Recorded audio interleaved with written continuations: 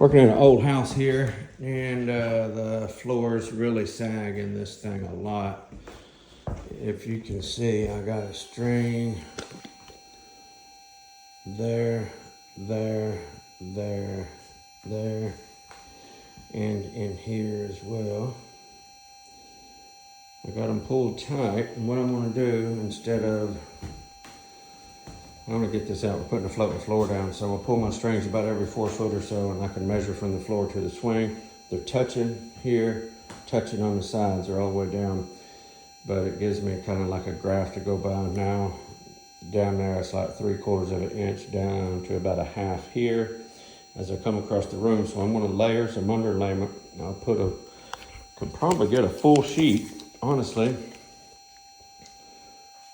There, here, put a full sheet down the center of the worstest part, and then maybe a skinnier piece to build it up. As long as my corners of the underlayment or anything like that don't touch my string, I'm going to be good. I want to stay below it. I just want to use a lot of wood to fill up what I need to fill, save myself a whole bunch of mud and muddying. So this will let me know what I need. Same thing over here. Can go get some underlayment and build it up. Probably 1 through maybe 2 layers, a full one all the way down the center, and then maybe a half in the center, and I might even put a little partial section down there on the end where it's about 3/4. In here it ain't as bad. I ain't got nothing marked up here. I got a big level, but right here this drops down approximately 1 inch, so this whole area right here is going to be built up. When I get it built up, I'll show you what it looks like before I start doing some mud. So I got all my plywood down and stuff, built it up, 2 layers. Oh, actually it's 1 layer, I think. Dang, I can't even remember now. Right here in the middle of the dining room, this had 3 layers, 1/4 inch. Right here up against the wall there was actually 4 because this wall dipped down, so you can see the outline. Here is the edge of one board, there's the edge of one board, and there's the edge of one board. Right here is the edge of another board, just because that end dropped down, so that got all feathered out. Let's see here. It worked out pretty good. Give me something nice flat to work with there. There ended up being 3 layers in here as well. 3 and then 2 and 1. So 3/4 of an inch drop, and that pans back out. I don't know what the deal was. Everything around this bathroom, right in the middle is the bathroom. So from right in there where it started and then to about right in here, this all sunk down. So, but got 3 layers where I needed it. Got this all flattened back out now. It was a super drop down to the 1, 2, 3. Was a super drop down to this side of the hallway, but we got that taken care of. I tell you what, I think what I'm going to do right here also, I think I'm going to maybe put me another skinny strip right here, and just maybe from here over, just the width of the trowel, raise this up a little bit more, because whenever I step here, I can feel just a little bit of downhill toward the tile. So I think just that little bit needs to come up just a little bit more.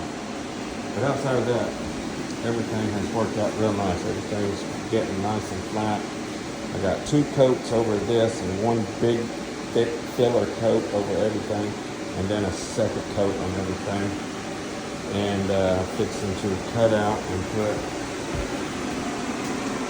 a patch in right here where that's rotted out.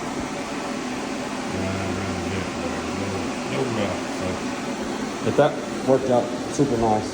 Building those up with the layers and going on with it.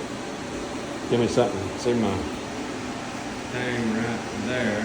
It's homemade screen. So on the long, when it's at 6 foot long, I can set the end on something like what we did here. put the end over there and the end over here and just drag it across all that and float that stuff out flat. So that's how we deserve to get everything flattened out there. Not level, but flat. And this is going to be, we patched that over there.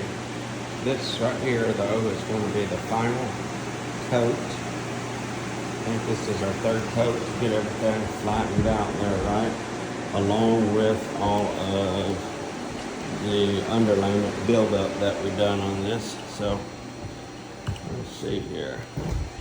Got all of this feathered out there, a huge dip. This is all good.